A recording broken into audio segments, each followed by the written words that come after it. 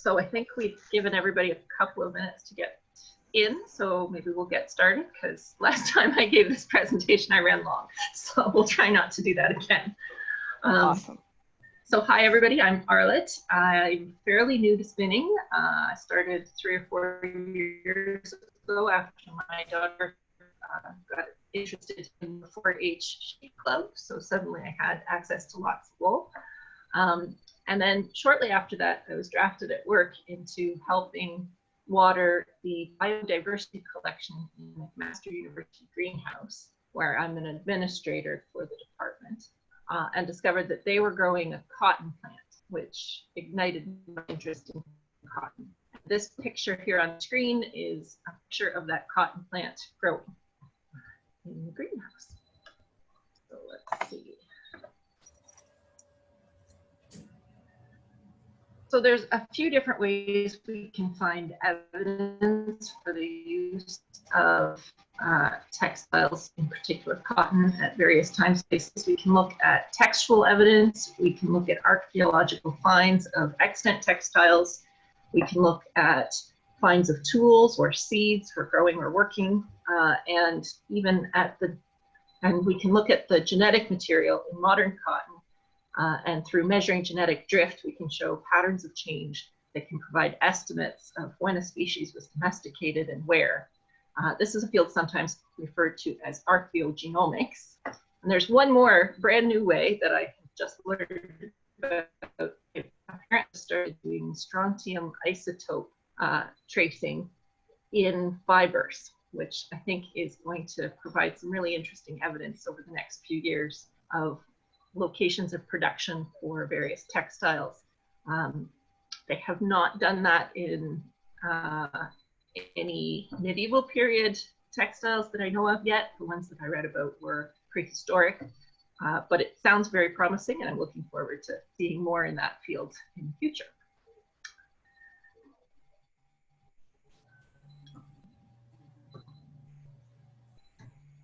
So research on the genetics of the 2 old world cottons, I should start with, cotton is a genus, Gossypium, and research on the genetics of the 2 old world cottons, G. herbaceum and G. arboreum, suggests that they were domesticated independently from different wild ancestors around 3000 BC. G. herbaceum in Arabia and Syria, and G. arboreum in the Indus Valley of India and Pakistan. These are both diploid species. Yes? I want to check if anybody else is having the problem I'm having, which is the signal breaking up. Sorry. Your signal is breaking up. Can anybody else? Is everybody else hearing me okay? My hearing is a little poor. So if you wouldn't mind speaking up a little bit, I'm just hanging on your every word. Okay. I'm getting signal fade, but that could be my end of the internet. No, you are fading a little bit in and out. Yeah, I'm getting breakup. Sorry, I am out in the country. So I was thinking that, Arlette. I suspect it's your signal. Is there anything else in the house that's also running the internet right now that could be turned off? Arlette? Not in my house that I know of. Then it is still quite listenable, so you're fine. Okay. I've been able to follow along, yeah. I'm going to stop everybody else's video, though. We all turn off our videos. That might help. So I'm going to stop my video. I'm still screen sharing. Hopefully that will help with the sound. I kind of like your video, but If the problem is at her end, it's best if she turns it off. fair play. Thank you. Okay. Research on the genetics of these shows that they were first domesticated in 3000 BC. And these 2 are both diploid species, which means they have 2 sets of chromosomes. Earlier varieties of these old world cottons were likely perennials, with the earliest evidence of growth as an annual from Central Asia in the 6th to 9th centuries. So for a long time, they were just growing in groves, and then at some point they started plowing them down every year and replanting. Other diploid species, there's lots of other diploid species out there. G. ramundi is one example from Peru. And then there's the New World cottons. G. hirsutum and G. barbadense appear to be the source of most cultivars grown commercially today, including upland, sea island, Egyptian, and Pima cotton. So those are all names you've probably heard. And these are all allotetraploid species, which means they have 4 sets of chromosomes, which is something that commonly happens as plants are domesticated. They get additional sets of chromosomes hanging around. I think cotton has something like 12, or I think corn has something like 12 sets now. Archaeological evidence of seeds and planting tools have been identified in cultivation of G. barbadense in the Andes, dating back to 5800 BC, so quite ancient. And examples of cultivation of G. hirsutum have been found in the Teotihuacan Valley, dated to 3500 to 2300 BC. Other tetraploid species, G. mustelinum, found in Brazil, G. darwini, found in the Galapagos Islands, G. tomentosum, found in Hawaii. So literally there are varieties of cotton all over the world.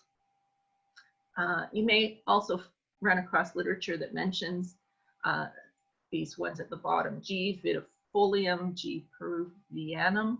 These are all now considered cultivars of G. barbadense as opposed to separate species.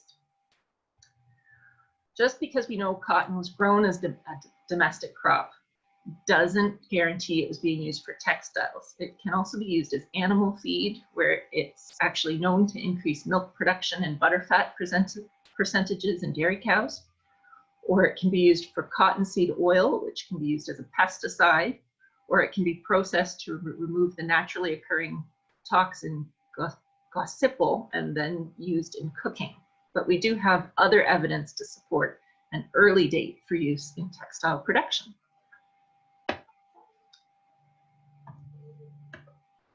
Sorry, my screen is having a little trouble switching. There we go. So the most direct evidence we have of its use in textiles is when we find extant textiles. So this is a piece from a collection of very early textile finds in South America. And this collection is one of the earliest to show evidence of a blue color.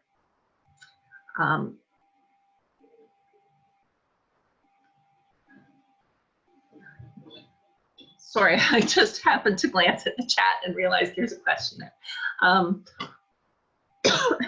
I'm sorry, I'm not actually sure which varieties were grown in Africa quite early, but I will continue with where I was.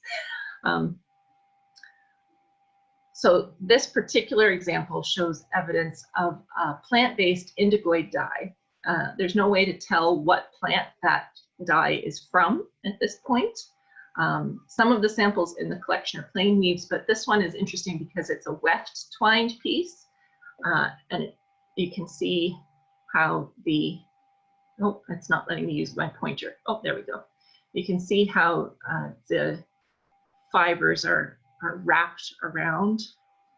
I hope that's coming up clearly. And it's interesting to note that some of this, the cotton in this, was actually applied with another fiber, which was the stem of a vine locally known as chivo, or it's a sort of a milkweed family. We have these very, as mentioned in the previous slide, there's some evidence of cultivation before this time, as early as 5800 BC, but these are the earliest textile finds I've been able to find. And this one is fairly fragmentary. There's a lot of these early finds. And there are not a lot of these early finds. Some of that may be about survivability. Cotton degrades very quickly in humid or acidic conditions, lasting better in an alkali environment. This is the opposite of wool, which survives better in a slightly acidic environment, although the presence of metal salts can improve survivability for both. We have these very early South American textiles, and the oldest find on the other side of the Atlantic was a tiny scrap found in the lid of a silver jar in the Mohenjo-Daro site in Indus Valley, what is now Pakistan. That one's been dated to 3000 BC, which matches nicely with the archaeogenomic evidence we talked about in the last slide. So this is one of 6 fragments, all found in the same tomb in northwest China. Oh, sorry, just one second, I'm having a computer issue. There, okay. These fragments appear to make up a large tapestry that they think may have been as much as 6 feet wide. And the blue and white pattern is said to be typical of wax resist style dyed textiles of the late Eastern Han period, which ran 25 to 220 AD approximately. The motifs on the piece include a combination of Chinese, Central Asian, and Indian, and what they think are Greek or Roman influences as well. The figure in this corner, oh, where's my pointer? My pointer is not working. There we go. The figure in this corner may be the Kushan goddess of wealth. The Kushan Empire was centered on modern Afghanistan, and they think the incomplete figure on the right-hand side here may represent Hercules or Samson. Additional early finds of cotton textiles in China include an embroidered pair of cotton trousers, included alongside the Yingpan Man mummy from the 4th or 5th century AD, and an embroidered cotton fragment dated to the 6th or 7th century found in 199 in the Atsana graveyard near the city of Turfan.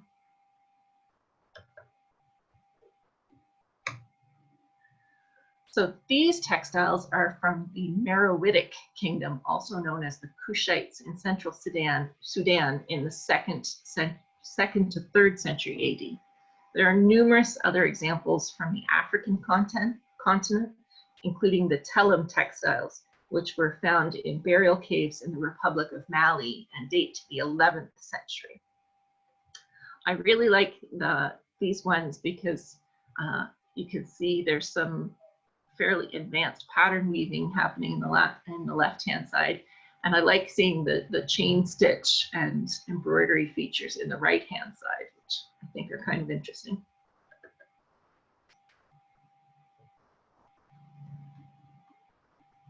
So we're gonna look at a couple more places that we've got extant fibers from.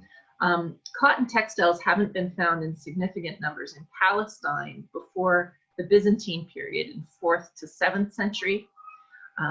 But the earliest extant piece in that geographic area that I was able to find reference is this cotton net on the left-hand side that's dated to about the 3rd century.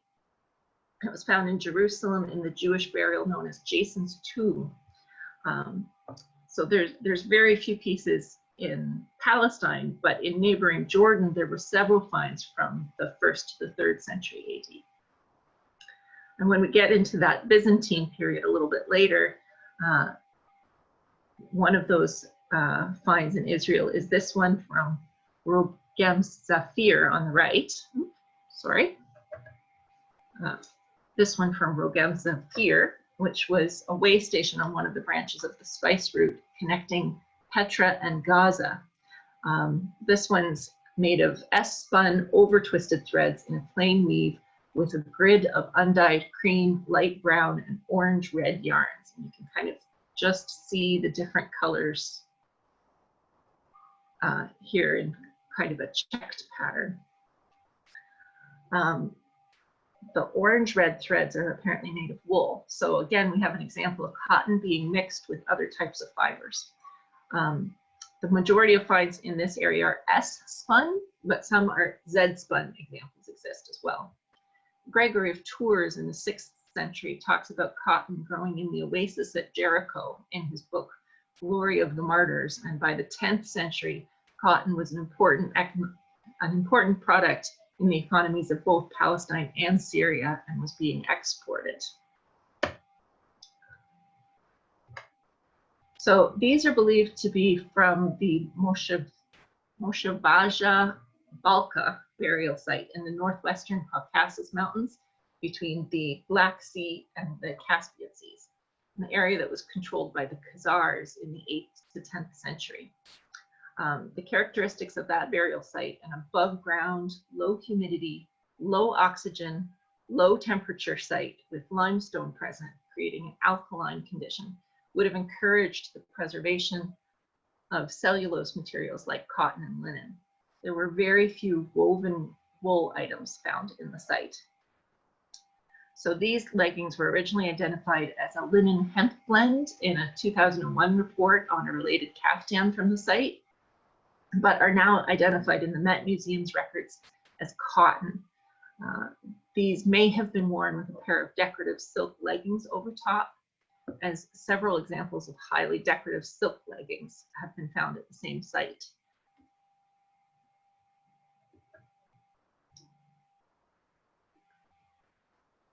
This is an example of an Cat woven textile. So the Cat technique dyes the fiber before the weaving happens, which gives it kind of this unique watery patterning in the weave.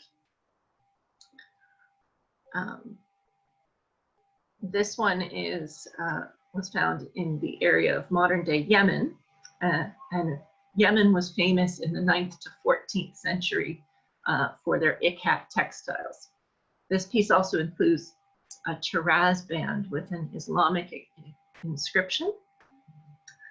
Cats were usually made with cotton in the Yemen area and Iran, and when they were produced in Egypt, they were typically made of linen, and in China, they were usually silk. So you can find Cats in all of these different fibers, and depending on where they were from, they may have been in a different fiber type.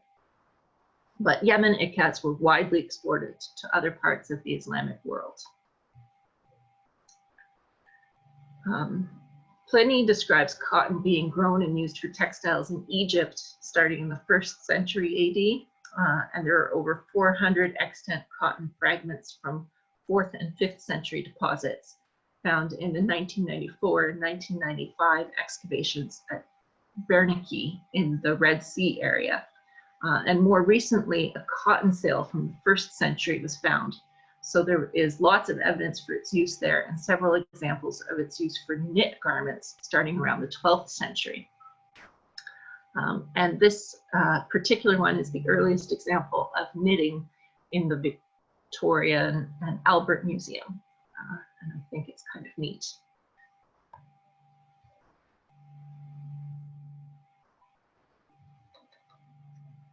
So now we get into textual evidence. So surviving fragments of cotton textiles in Europe are rare. And as I mentioned earlier, some of this may actually be about survivability, because we see lots of examples of wool surviving, and wool and cotton prefer opposite environments in order to survive. So anywhere you find wool, it's unlikely that you will find cotton because it won't survive in those conditions. Anywhere you find cotton, you're less likely to find wool because it won't survive in those conditions. So there's a few researchers, though, who have used textual references to complete detailed studies of the production and use of cotton in a European context. The two main ones that I was looking at are Herta Wesker, who was a German art historian who spent much of her life working in France, and Maureen Mazoy, an emeritus professor from the University of Wisconsin-Madison, who studied in Italy as a Fulbright Fellow in the 1960s and has a specialization in the economic history of Renaissance and medieval Europe. So they have gathered this series of textual references to cotton in Europe, starting from quite early. You can see they've got references from the 12th century in Spain, in the Liber de Agricultura. We know Portugal was was setting up cotton plantations in the Republic of Senegal by the 14th and by the 15th century. In Italy, in the 12th century, there's registries of raw cotton and fustian in the trade registers of Genoa. In France, we see royal charters in the 16th century. In Germany, there's a record of 14th century exports.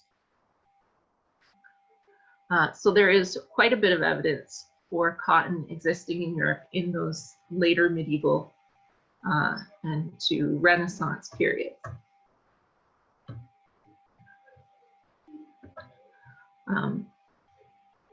While there aren't a lot of extant examples from Europe, there is surviving cotton as padding in 3 14th century garments, 2 from France, the pourpoint of Charles of Blois and the pourpoint of Charles VI of France, and 1 from England, the jupon of the Black Prince in the Canterbury Cathedral. There's also these Episcopal gloves called the Saint Sabinus gloves from Canossa, Italy, dated 1101. And they're knitted. And they haven't been given permission yet to do the kind of destructive testing that would be needed to definitively say if these are cotton or not. But they're not as shiny as silk, and they have a smoother finish than wool. And the cuff on them is rolled slightly, which I think is more common in cotton knitting than it is in wool knitting. So they're knit in a very fine gauge, and they really remind me of the knitted socks from Egypt at about the same time period. So I'm tempted to suggest that it's possible those are also made of cotton, which would give us an extant fabric from the 12th century in Europe. So why do we think cotton wasn't in use in the medieval period? Besides the lack of finds, there's some confusion around the existence of cotton that was described by researcher Florence Montgomery, who in her 1984 book, Textiles in America, 1650 to 1870, defined the word cotton as a term used to designate certain woolen cloths from at least the 15th century, so one must be cautious in reading the term. The explanation of the use of the word cotton may lie in the fact that it also had the sense of nap or down, and the process of raising the nap of woolen cloths was called cottoning or frizzing. At the end of the 16th century, Manchester was eminent for its woolen cloth or Manchester cotton.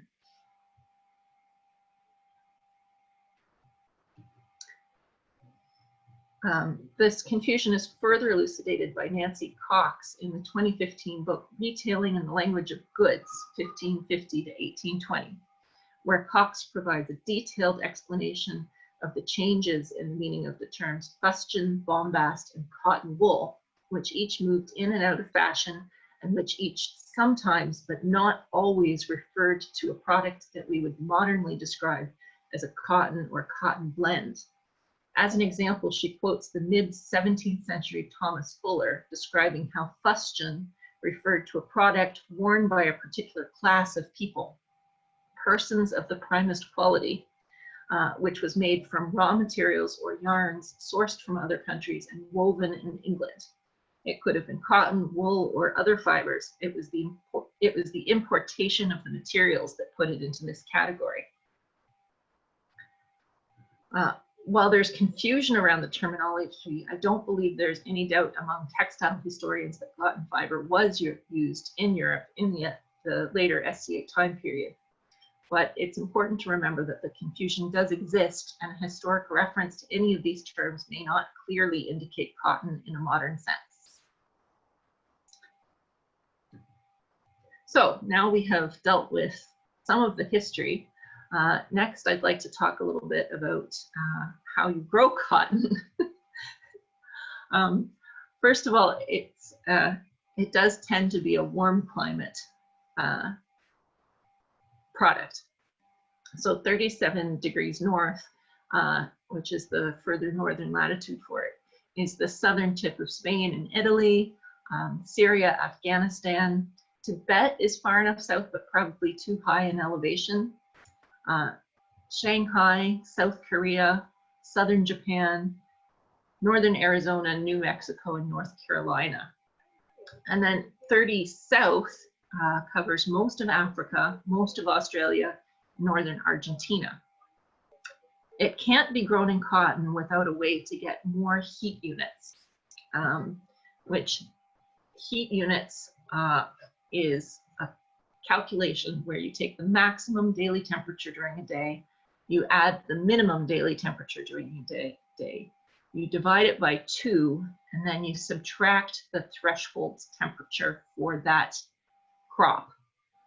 So for cotton, that's 60 degrees. So a day that starts at 60 in the morning, and sorry, this is Fahrenheit, not Celsius, but if it starts at 60 degrees Fahrenheit in the morning, gets up to 80 degrees Fahrenheit in the hottest part of the day, kind of a day like today in most of southern Ontario at the moment.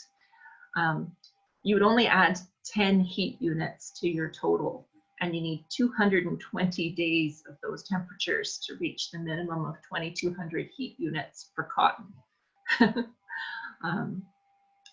So that would be a significantly long growing season, which we just don't get in our area. I have heard that cotton can be grown in Canada in a couple of ways. One would be to have a greenhouse. Another would be to start the seeds indoors very early so that you've got almost mature plants by the time you get to summer. And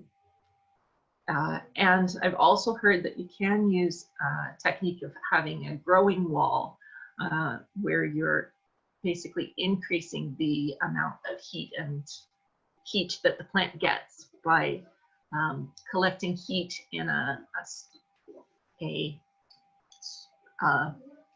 bank by having a stone wall immediately behind it that collects heat during the day and then releases it slowly at night. So if you want to grow it in your own home, you need a warm house above 60 degrees and lots of sunlight in the key growing period.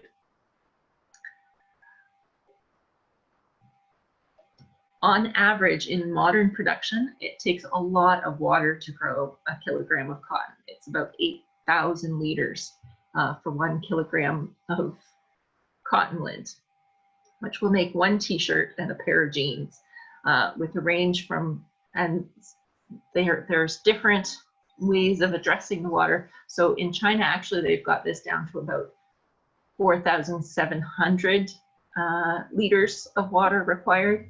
But in India, it's higher, it's up to 20,000 liters to produce that same kilogram of cotton. It's also an open pollinated species. So pollen from plants grown near the seed producing plant can affect the traits expressed by plants grown from that seed, which means that if you have one type of cotton in your field over here, and I have another type of cotton in my field over here, you're going to get my type of cotton in your field and vice versa. In addition, it's an indicator species, which means that it's one of the species that signal the health of the garden or the environment it's in. So it's the first plant in your garden to get sick. My plants grown in a greenhouse developed mealybugs, thrips, scale, and aphids. So here is a picture of one of my plants growing in the greenhouse at McMaster, and that little white fluffy thing down there on the red leaf is a thrip.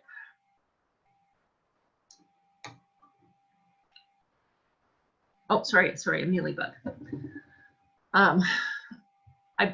This particular cotton plant, I believe, was a G. barbadense variety, but they were only labeled with a cotton, with a common name. They were called Florida Green and Arkansas Green was the 2 kinds I was growing.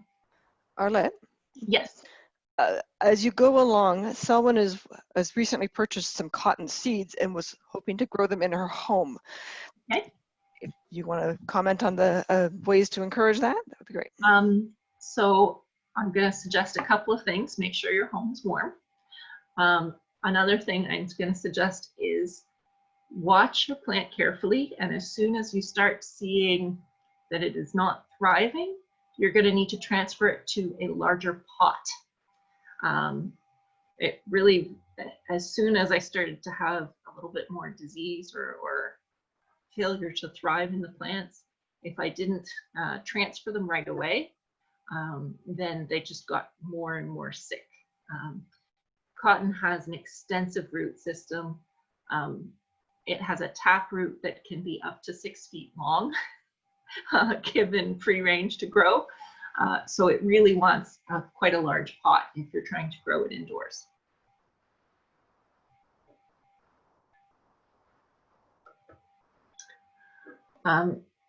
So there's been some study done on how it grows.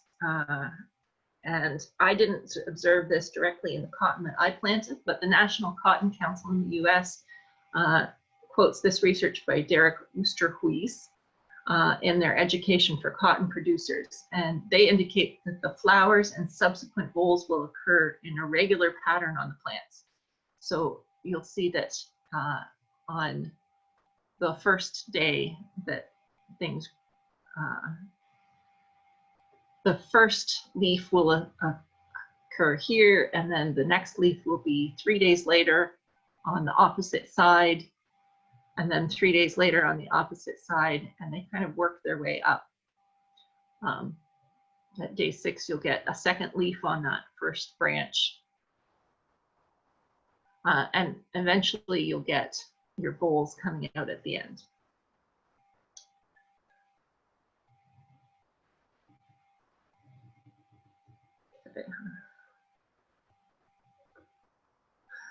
So in a plant that is grown in the mid-South US, you can see here how many heat units it's gathering at different stages. I wrote how many days that takes in the mid-South US. So getting 160 days of growth in Ontario is pretty challenging in a season. And that's days that are over 60 degrees.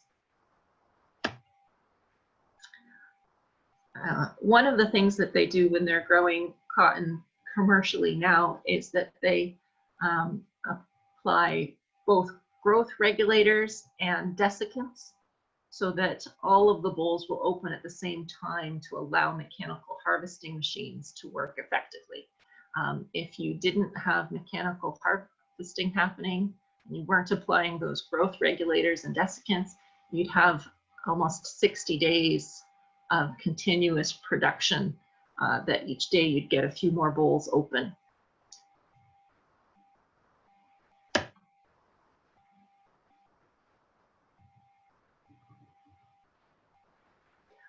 This is an older chart, so there's probably some variation in these numbers between when it was created and now, but these are still the main species of cotton that are in production, and you can see the sort of variety in the various species. We can't definitively say whether there's been significant variation in each of these species between the medieval period and now. Just to point out, the plant can be as short as 1.3 meters tall, anything up to 3 meters. Is the one that has a black bowl, does it make black cotton? I don't believe so. No, you're seeing this here. Yeah. No, this is still a white cotton species, the G. barbadense. Okay. That's the one that you most often see growing now, actually. However, so while we can't specifically tie this to medieval cotton, there has been a little bit of research done on that. So this was a sample of G. herbaceum, which was found in a tomb in Yingpan in northwestern China near the border with Mongolia. And this sample was carbon dated to about 1100 AD, and compared to some modern samples. So a variety of G. herbaceum called Ginta, a variety of G. arborean known as SXY-1, and a variety of G. hirsutum. And this was done by some researchers at Donghua University in China in 2009. The averages they found for a variety of characteristics are listed here. And although they noted that the fineness, strength, and elongation characters of the recovered sample could have been affected by age and by being buried. While there's some differences, the unearthed sample is closer in most characteristics to the modern G. herbaceum variety than it was to the other species they were looking at. So you were asking about whether that black bowl produced black cotton. Well, not in that case. However, there is such a thing as colored cotton. Cotton in early Peru and India came in lots of different colors: rusty reds, browns, greens, and even blue and mauve. As chemical dyes became available, processors preferred to have very white cotton that they could dye to whatever color they wanted. And then because it's open pollinated, farmers wanted to make sure there was no colored cotton in the vicinity of their white cotton fields, or they would end up with colored cotton. So it's currently illegal to grow anything but white cotton in most of the cotton producing areas of the United States. But with the increasing recognition of the environmental problems related to the textile industry, and with more consumers experiencing issues with chemical sensitivities, there's a renewed interest in growing naturally colored cotton for this market. Sally Fox has been working for many years to develop longer staple lengths and stronger fibers in colored cotton plants in Arizona and California. And Peru, Turkey, India, and China are all researching and seeing the reintroduction of farming naturally colored cotton on a small scale. Improved disease resistance and drought tolerance are also being found in some of the native varieties and being bred back into the commercialized long stapled varieties.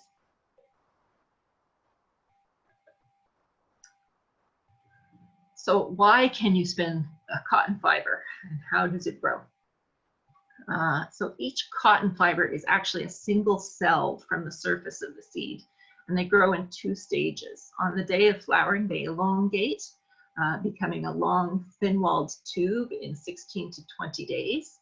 And once they've accumulated enough heat units, they transition to the second stage, and in the following 25 to 30 days, the cell wall thickens with growth rings of cellulose forming inside the previous day's growth. So you've seen trees that have rings. So cotton has rings, but they grow the opposite direction of trees. Usually trees start out very small and get progressive rings as they get older. And this one, the rings actually start with the large wide ring and fill in towards the center.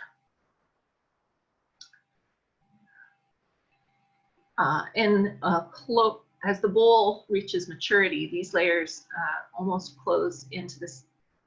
completely close into the center of the lumen of the fiber.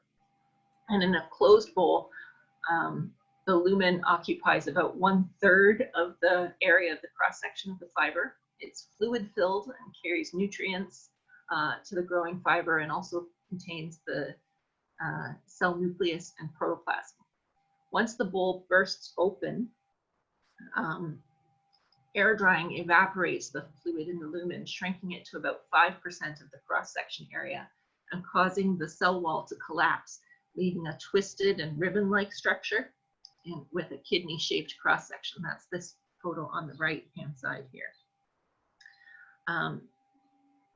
So the twists that are formed are both clockwise and anti-clockwise, and they're called convolutions. And there's about 60 to 120 of them per centimeter. And these are what increases the interfiber friction and enables the cotton fibers to be spun so that they interlock.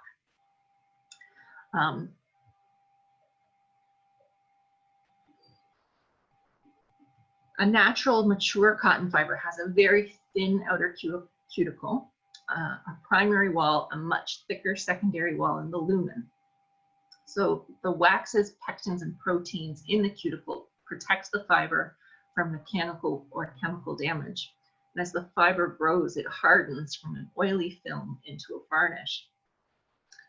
When you've got colored cotton, the color is not in the cuticle, that outside layer, it's in the lower layers. So as additional washing strips more of the cuticle, the color will actually brighten rather than fade the way dyed fibers will.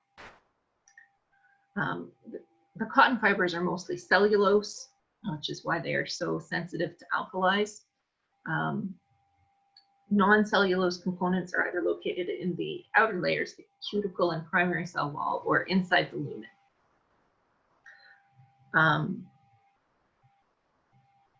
One of the most important properties of cotton is its water absorbing capacity. As cotton absorbs water, it swells up to only 1% along the fiber axis, but up to 40% of its diameter in the transverse direction. So the tensile strength of undegraded cotton can be 10 to 30 times higher when wet than when dry, which is different than many other fibers. So now that we've talked about the properties of cotton, we can talk a bit about how we go about working with it.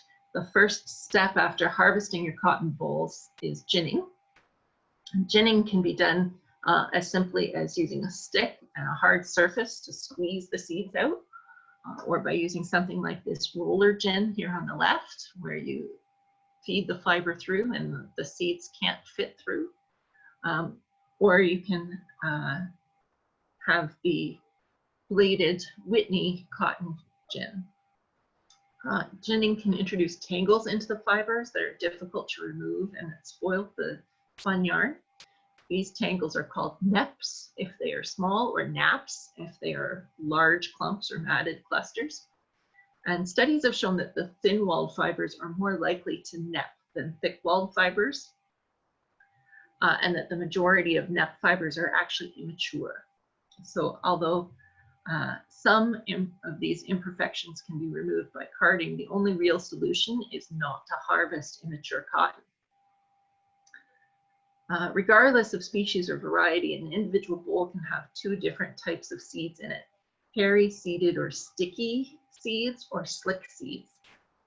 With sticky seeds, it takes some effort to remove the fiber from the seed. You usually have to kind of rip the fiber up in the process. I don't have any specific evidence for it, but I'm suspicious that sticky seeds may also be more immature cells that hadn't completed their growth when the boll broke open. If you're hand spinning smaller amounts and you're working with freshly hand-picked cotton without much leaf litter, and you have a low percentage of sticky seeds in your bowls, you may want to try spinning directly off the bowl. I've had some success with that method. If not, you need to remove the seeds either by picking them out by hand or by ginning. So I haven't tried this, but typically after ginning, the cotton fiber is cleaned and dried in the sun and fluffed up and separated by beating it with a pair of sticks or with a vibrating wooden bow called willowing. I've seen videos of a bow used with wool fibers as well, but it isn't something I've tried yet because I've typically been working with very clean cotton and have skipped the extra cleaning process if I'm working straight from the bowl, or I'm working with commercially prepared that's already been ginned and fluffed for me. So most people that spin like to spin from ponies, which are actually quite easy to make, and I have made these. You can spin from several different types of preparations. You can spin off the bowl, you can spin sliver or roll eggs. Most people that are spinning their own recommend trying ponies. To make a pony, start by very lightly carding a small amount of fiber. Cotton cards actually have teeth that are much closer together than your average wool combs.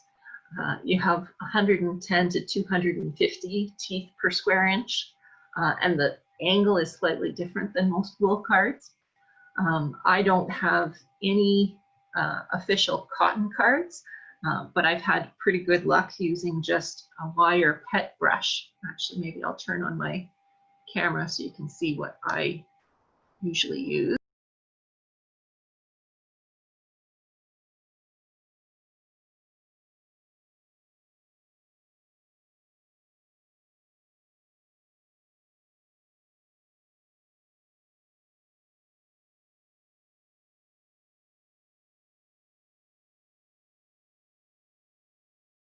Arlette, your sound is off.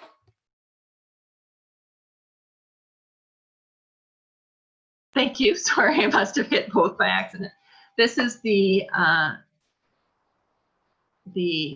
pet brush that I use when I'm carding cotton. You can see it's got lots of little tiny teeth.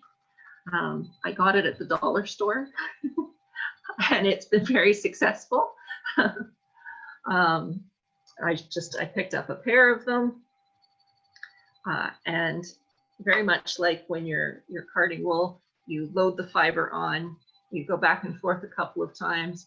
If you start getting knots, stop, because they won't get better. They'll only get worse. One thing you can try if you're finding you're getting lots of knots while you're working is to increase the humidity in your work area, or wait for a more humid day, because it doesn't like to be carded when it's too dry. Then you use a thin stick or a piece of dowel, something about that size, to roll the fiber around as you pull it off of the card. Let's see if I can very quickly do an example.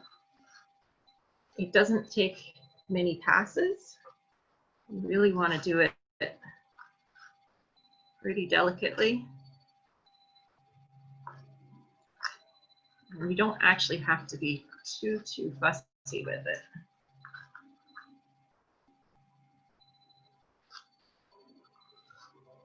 Just to get it even and lined up. You can see there I've got some fiber. And I take my stick. Oh, can't do this with one hand.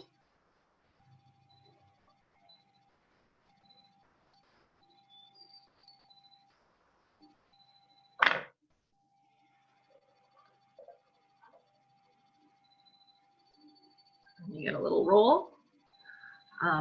Be careful not to roll it too tightly or you'll have trouble getting it off the stick. And then once it's off the stick, you can actually roll it some more, either between your hands or across the table. Like if you remember doing little snakes with clay when you were a kid, that process will give you a puni. For those who can't see Arlette's demonstration, try scrolling through your list of pictures of people or their initials, and then you can right click and pin it. I don't know if I can do that for everybody. Oh, I know. So you don't want it to be too tight or you'll have trouble using it once, getting it to draft once you're working. And if you do find that you have rolled it too tight in your puni, those who spin wool may be familiar with taking your wool and sort of snapping it between two hands. That won't work with cotton because the fibers are so small or so short that you can't fit it close enough to the space. But what you can do, I found, is do kind of a, almost like you're riding a bicycle, pedaling sort of motion, one direction or the other, and that will open up your punis a little bit to help you with the drafting if it's rolled too tight in the puni.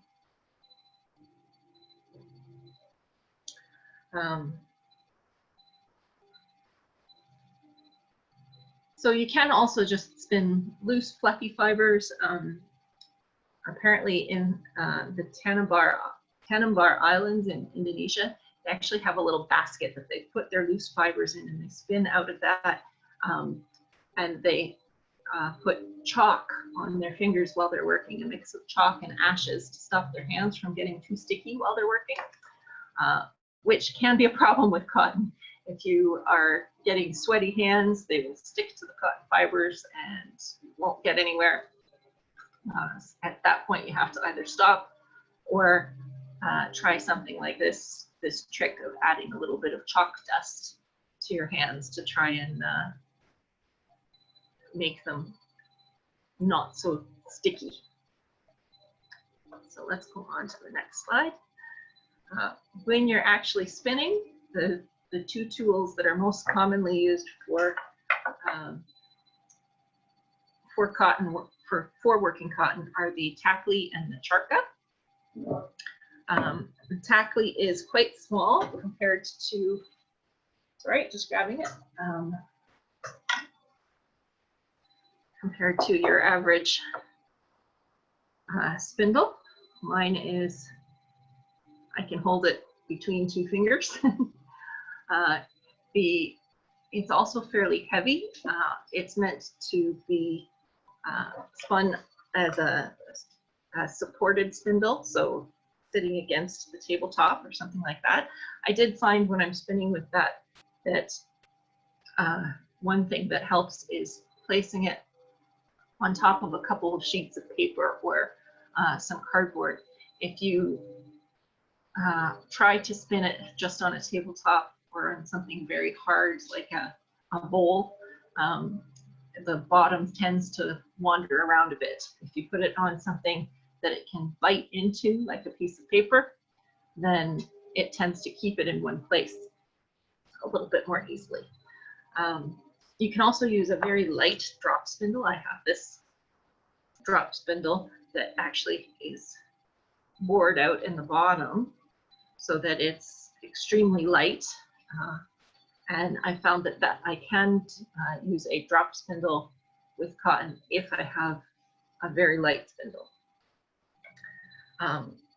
The charka comes in a couple of different formats. So one here on the bottom is the more traditional Indian charka, usually used by sitting on the floor. And then there's the more modern box charka at the top, and I actually have one of those. Let's see if I can get it in my screen. There we go. And so the box charka wasn't developed until the 1930s when Gandhi held a contest to design a more portable version of the traditional Indian charka. Cotton is usually spun with a long draw, and both the tackly and the charka use roughly the same sort of motion in your drafting hand. Very similar to working with a walking wheel if you've ever used one of those. But with cotton, the staple length is so short that you need a little bit of twist in the fiber before you start drafting, or it will immediately start to separate. And you draft the fiber at a 25 to 50 degree angle from the tip of the charka or the tackly. So you don't want to be straight out, you want to be kind of at an angle, drafting upwards. I don't know how well you can see that. Let's see if I can turn it a little more. I'm not sure that that's coming through very clearly at all in your photo. But, so a 25 to 50 degree angle off the top of the spindle, which allows it to pop over the end as you're spinning. You'll get a little bit of a popping sound even as you're doing it. And that is how you add twist to the fiber. Once you've drafted an arm's length, you pinch it. You keep adding twist until the yarn starts to contract just a little bit. And then you pull back gently to maintain the tension and reverse the direction you're turning on the charka so that you open so that you bring it off of the end of the spindle and back to the top that you're creating, and then you wind it in. The spinning process usually requires 80 to 100 fibers per cross section of your yarn to hold it together and to give it strength.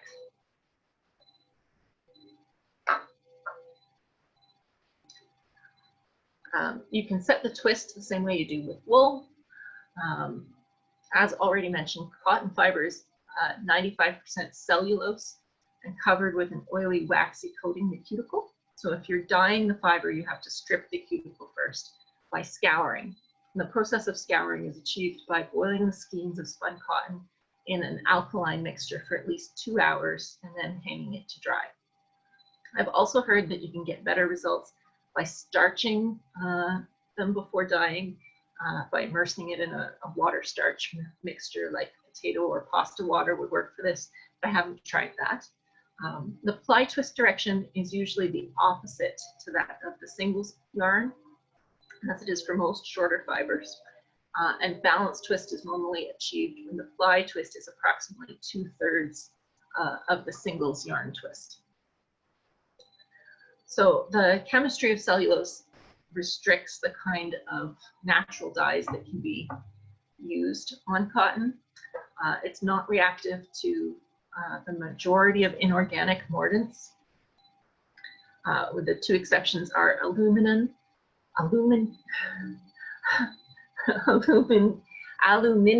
in alkaline solution and iron with tannin. So because the majority of natural dyes dissolve and react in acidic conditions, they're unsuitable for use on cotton. At the same time, most natural dyes also require the addition of a mordant, and this further restricts the number that can be used with cotton. On the other hand, cotton is highly receptive to organic mordants such as fatty acids and tannins. The net result is that the main natural dyes that can be used fall into the following categories: oxidizing dye indigotin, plant anthraquinones such as madder and morinda, combined with a mordant of aluminium hydrate in an alkaline solution.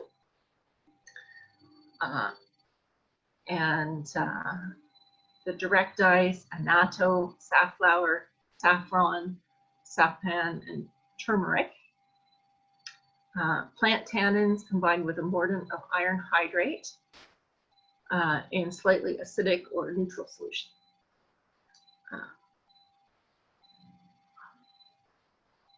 Okay. So mercerized cotton is what we often see when we're purchasing cotton commercially now. In 1850, John Mercer documented a process that came to be known as mercerization, where he adds a strong alkali to degrade the cellulose into a long and short chain fatty acid. Brief immersion in a strong caustic soda solution causes the cotton to shrink in width and length, making it denser and stronger, and increasing its affinity for dyes. So you can see here are pictures of cotton after it's been mercerized, and the cell wall has thickened. Changing it from sort of a tube shape to an oval shape. Liquid ammonia is now used rather than caustic soda in most commercial preparations. Cotton also had lots of steps towards the current industrialization. Everybody thinks of the cotton gin that Eli Whitney created as sort of the start of the Industrial Revolution, but it actually started much sooner. There was a flying shuttle that was introduced by John Kay in the 1730s. And then this series of advancements that eventually made it so that it was possible to process cotton on a large scale.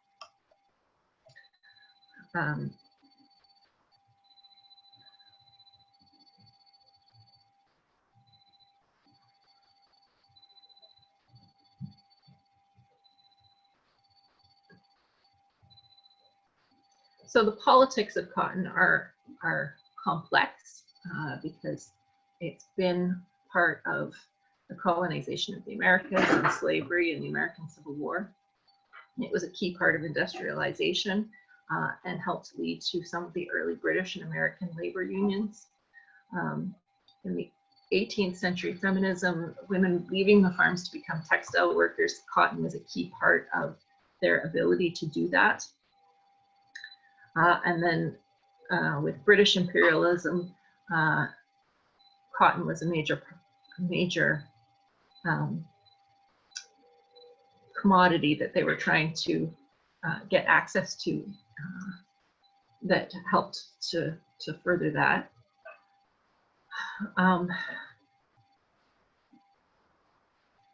It's also problematic around how much water it takes to produce, the amount of soil erosion and degradation that happens when you're growing cotton.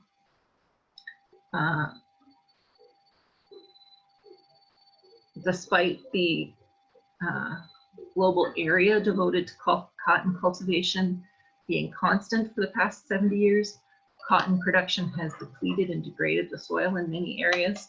So their exhaustion leads to expansion into new areas and destruction of habitat. And conventional production practices require substantial amounts of fertilizers and pesticides.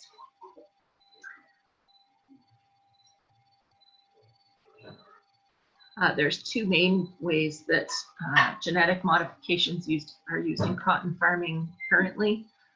One is using the Bt gene within cottonseed to provide resistance to the bollworm infestation and therefore reduce pesticide applications, and manipulation of cottonseed so that the plant is herbicide resistant, enabling weed control with specific herbicides. That herbicide resistant HR cotton is mostly used in large scale mechanized farming, whereas Bt cotton, boll weevil resistant cotton, is used both on large farms and small farms in many developing countries. So I guess that is my presentation. I've got some resources here of things you can take a look at. And I will try and get this posted to the class website. Did anybody have any questions? The last part made me wonder if cotton started in the area of Egypt, which I understand has sort of a flooding and drought sort of pattern. How did a plant that needs so much water flourish in a place with so many droughts? I think it is about having water at the right points in time. And actually in ancient and medieval Egypt, they had a very highly developed irrigation system from the Nile, which I think adds to that. Okay. Okay, great. I'm in the middle of a class. Is there something you can call me back on? Yep, and you're also not on mute. Somebody got interrupted there. Where did, which property? I can't tell who it is. I think that's Lydia, maybe? Is unmuted, there we go. Okay, great. Were there some other questions that I can answer for people? Someone had a much earlier question about if you wanted to make paper with the cotton, would you still want a sticky place? And you'd moved on somewhere about the ginning section and seeds. Sticky seeds?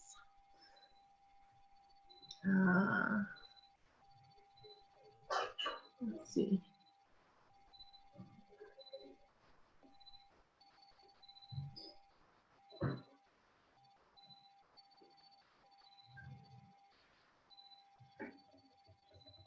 I'm not seeing that question. It was sent to me privately. Ah, okay. She says, what if you want to make paper with the cotton? Same process? Or would I rather the sticky? Well, that's a good question. I have no idea since I don't do paper making.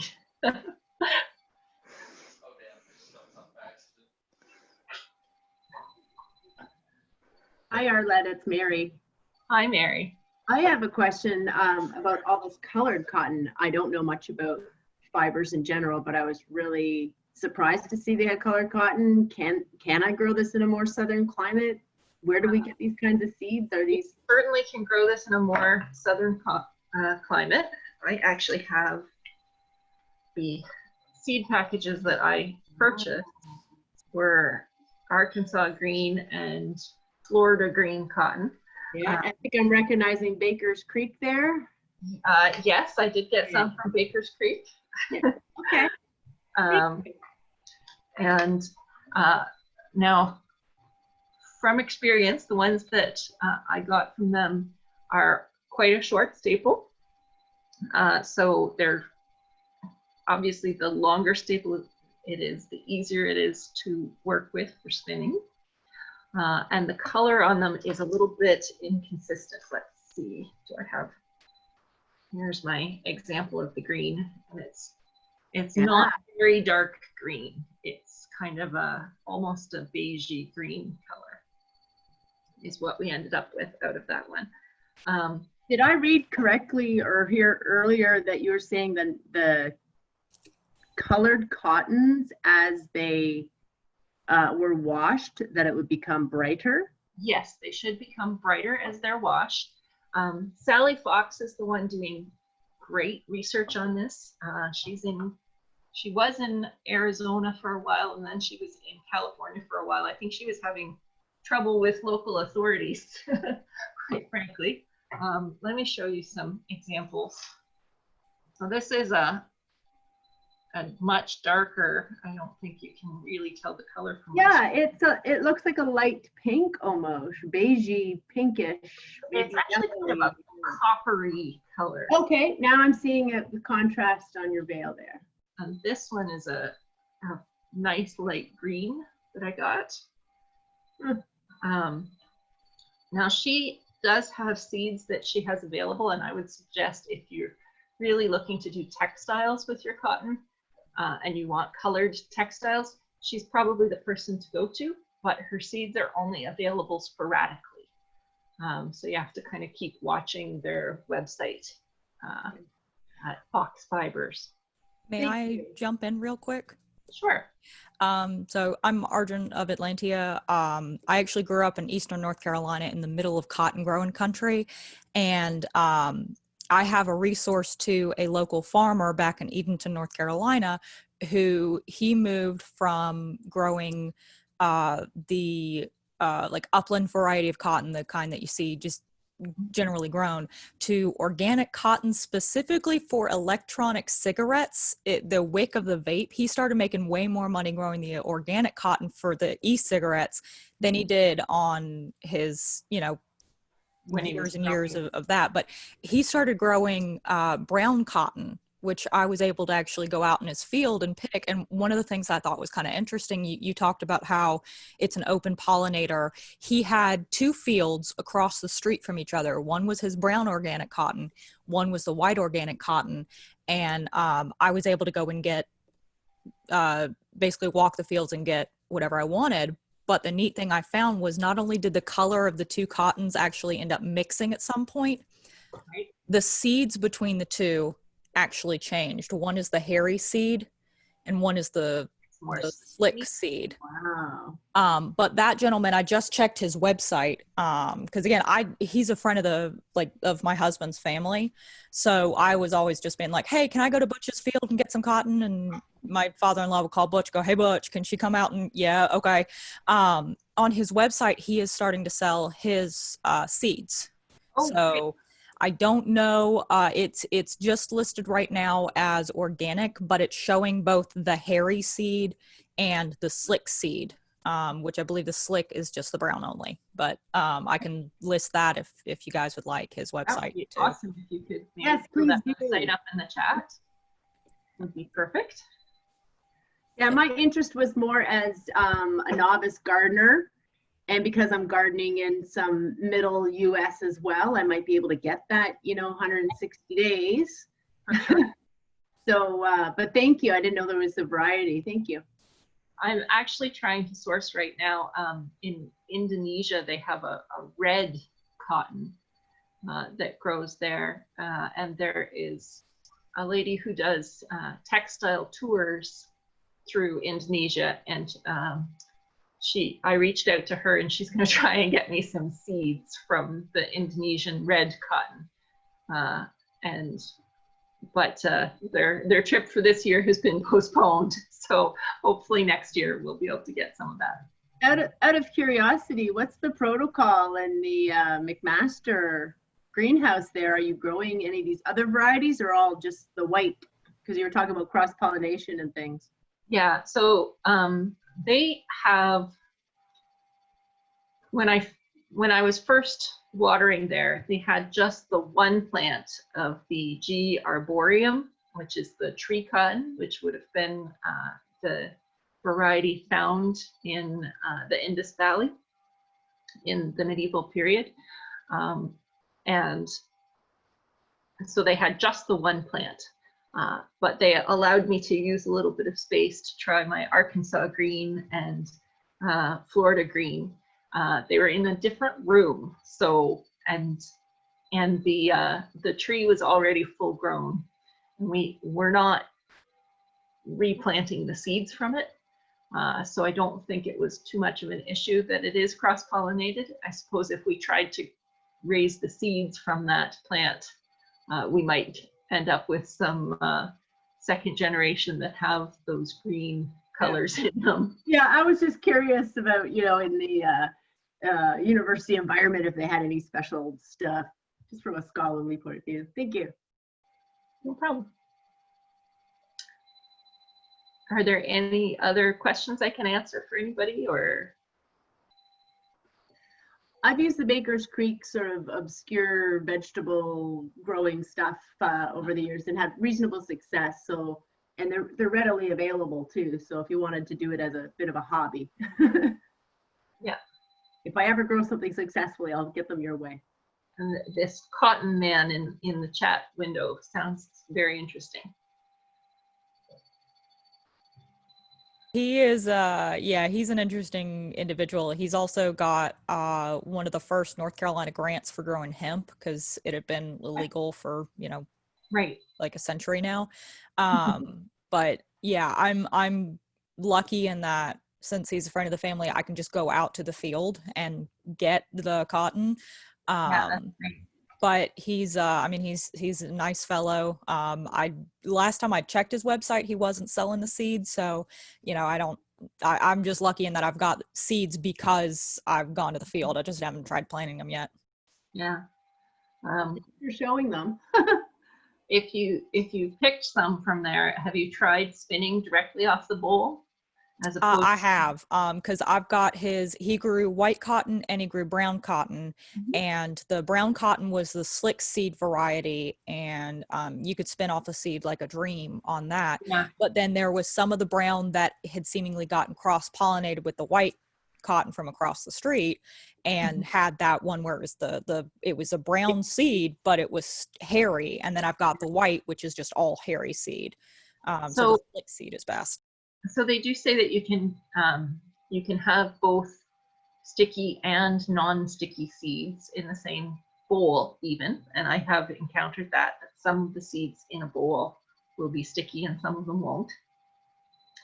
And again, I'm not sure how much of that is, there may be some influence in how mature the fibers or the seeds are when the bowl bursts. So it might be partly an age issue as much as it is the genetics.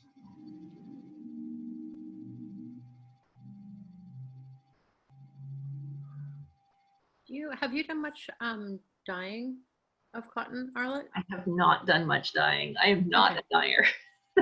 Okay, I've done, I desperately try not to dye cotton because it's such a pain in the tuchus. I do a lot more with wool and silk, but I was curious if some of the early stuff that you were showing of the extant cotton, if they had any clue on whether or not it was dyed or colored cotton or whatever. That thick cellulose, that thick cuticle layer messes everything up, and the tannin problem, and Oh my God, dyeing cotton's a pain in the butt. I totally get why they waited till commercial dyes were out. So this example, I think I'm still sharing the screen, so you can probably see that one. They do say that this one was dyed with that blue in it, and that it was an indigoid dye. They just aren't sure what plant that dye was from. For the other examples that I had, I didn't have, this one I think was wax resist dyed. So again, dyed probably with the blue, given that the other color is kind of a natural off-white cotton color. This one, I didn't have any notes on whether it was dyed or not. Yeah, cotton does play well with indigo and woad, of course. I mean, because it's the nature of the oxidizing dyes. They're almost a pigment, so they just sit on top. So you don't have to fight with cotton being dumb, but there's a lot of cotton being dumb involved. Yeah, makes perfect sense. Sounds way more like stubborn than dumb. Well, yes, it's very, very stubborn. You can see in these examples that it's mostly the blue that has stuck around as a color. Yeah, I'm having done any dye work on cotton and linen. Linen's just as stubborn because cellulose fibers are just as stubborn. I'm so not surprised. There's mostly blue that stuck around. Thank you. I think there is another question in the chat window. Hold on. Let's see. I can't get down to the bottom of it. Here we go. It says, do you have any examples of items that you made with cotton? I have not spun enough to actually make anything with it. All I have is string. So I have some examples of multiplied string and less multiplied string and thinner string. But in various. You've made string. I've made string. That's my success so far. I have been working at trying to get enough string to do something useful with it, but I'm not quite there yet, and my string making is still a little bit uneven. So I think it's going to be a while.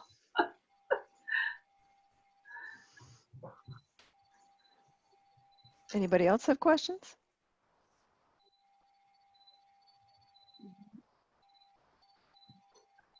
Okay, great. Well, I'm glad I didn't run out of time this time around. Thank you, everybody, for joining and listening. And thank you for teaching. Thank you. Can you make sure that if you're posting the presentation somewhere, that Rylan gets a copy of the link, so whenever we sort out the posting of videos, we can connect the two? Yeah, I think there's a place on the web. I think if I submit the final version to Rylan, she can post it, was my understanding, right? I'm not sure what she's figured out on where to post things yet, but somewhere. Okay. Oh yes, I think the full website was getting a place to post things too. Yeah, I think so. All right, thank you. Thank you, everybody. For teaching. Bye.